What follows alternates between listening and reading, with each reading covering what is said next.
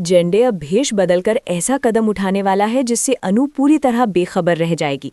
वो ना सिर्फ अनु को बेहोश कर देगा बल्कि वहां मौजूद हर एक सबूत भी मिटा देगा। आर्यवर्धन और राजनंदिनी की जो तस्वीर अनु के हाथ लगी थी उसे भी जेंडे बदल देगा ताकि कुछ भी वैसा ना रहे जैसा अनु ने देखा था। सारी चीजें इस तरह अदला बदली कर दी जाएंगी कि अनु के पास ना कोई सुराग बचेगा और ना ही कोई ठोस याद। अनु को होश आने के बाद सिर्फ इतना ही याद रहेगा कि किसी ने उसे आकर बेहोश कर दिया था।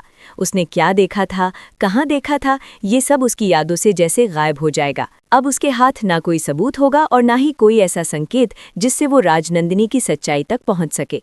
इन हालातों में कहानी और उलझ जाती है क्योंकि आर्यवर्धन अब अन्नू और जेंडे के बीच बुरी तरह फंस चुका है। अगर वो अन्नू का साथ देता है तो जेंडे नाराज होगा और अगर जेंडे की तरफ जाता है तो अन्नू उससे दूर हो जाएगी। आर्यवर्धन के लिए ये हालात किसी दोराहे से कम नहीं, जहां हर रास्ता मुश्किलों से भरा हुआ है।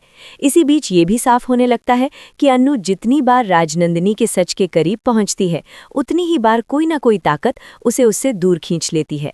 हर बार कुछ ऐसा हो जाता है कि सच्चाई उसके हाथ से फिसल जाती है।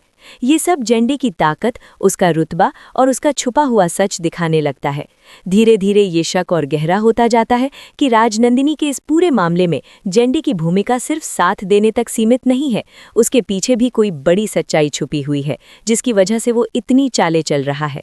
यही वजह है कि आने वाले ट्रैक में कई बड़े खुलासे सामने आने वाले हैं।